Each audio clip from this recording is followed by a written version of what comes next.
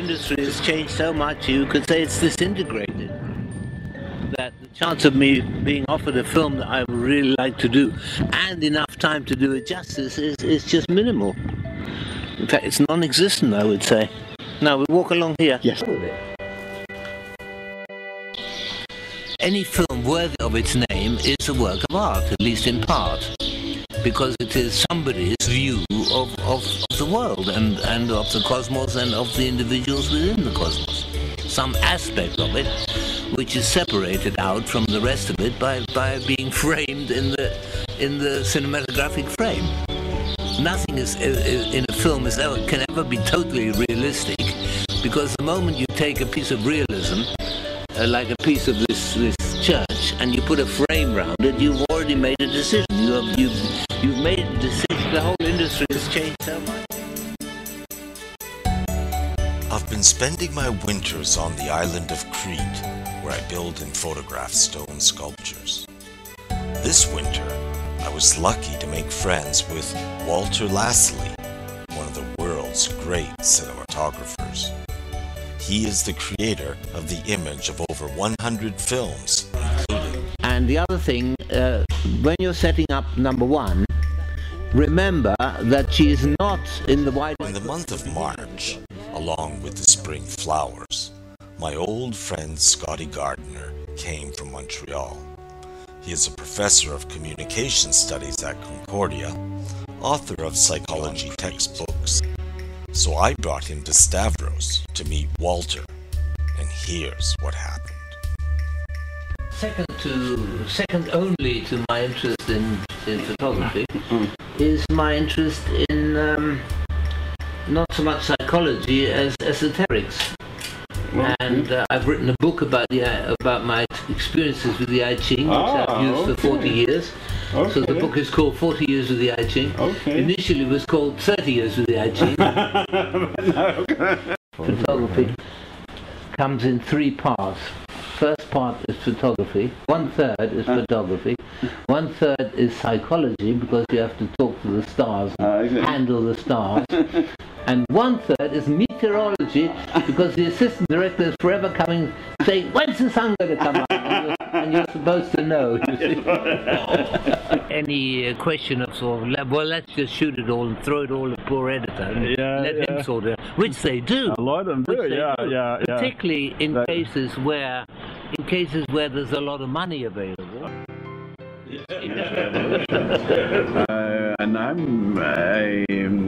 I wrote a history of media, essentially saying that part of the conception they give is a means of storing information, memory, and a means of transmitting it speech. And that's enough if you're just a hunter-gatherer, as we've been for most of our time. He doesn't have a mark, you know. It doesn't have any marks. The zoom has no marks. Throw the camera away. We want a camera that has marks on the zoom. I know. Anyways, we're going to be breaking that up with stuff. Right, next. No, but, well... light that I've put on that curtain is placed in such a way that it emphasizes the texture of the curtain. So that applies not only to brick walls, but there are also other situations. So if texture is present in your scene, you should be aware of it, and you should, if necessary, not a bad idea to emphasize it. The movie business is all about cheating. Don't be afraid to cheat. If something is, the background isn't right, just move it round. Nobody will see Genesis as a fantasy based on a reality. It's a mythical interpretation of the beginnings of the universe. And it includes things that cannot be laid down past scientific fact, like the Big Bang. They're still talking about it. Was there a Big Bang? And if there was a Big Bang, what was there before the Big Bang, you see? Why don't we have pavement rage? When a couple of pedestrians bump into one another, you don't have them, attacking one another as to do in road rage. And the reason that they don't attack one another is because they can see one another's faces, and they can pick up these little conciliatory gestures where you say, excuse me, sorry, But when you're in a car, you don't get that. And of course, when you're on the internet, once again, you lose that. You don't need light. No. But you still need lighting if you want to create an atmosphere. Then lighting is very important. I question very much because it isn't doing anything. You cannot use reflected light at that distance. It doesn't do anything. So what is that supposed to do?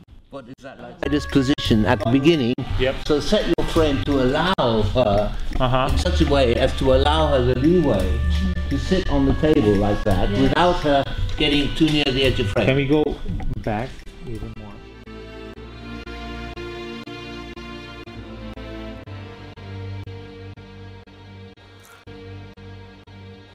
Are you ready? The stones of this timeless landscape inspire me and help me better to understand these two wonderful men. Both Walter and Scotty can justifiably decide to rest on their laurels and retire from the limelight, but they haven't.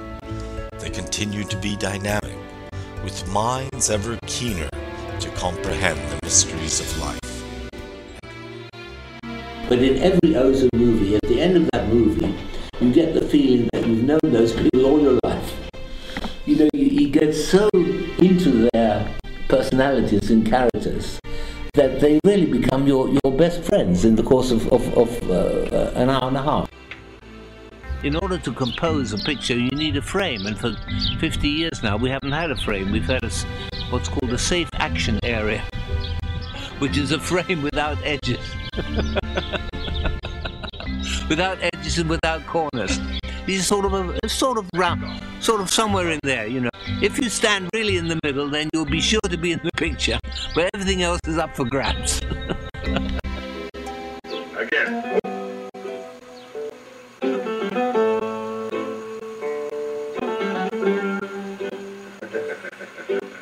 So there's plenty of chance to make it dramatic, but like this it doesn't work. So it does need an extra light, and that would also give her a rim, which is quite good for the beginning of the shot, you see, because it helps you.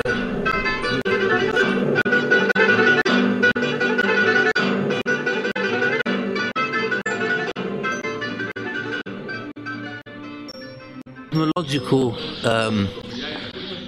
diagram, which you could say operates under the motto of as above, so below. And in appearance it's very simple, but it's actually very complex because you can look at it in a number of different ways.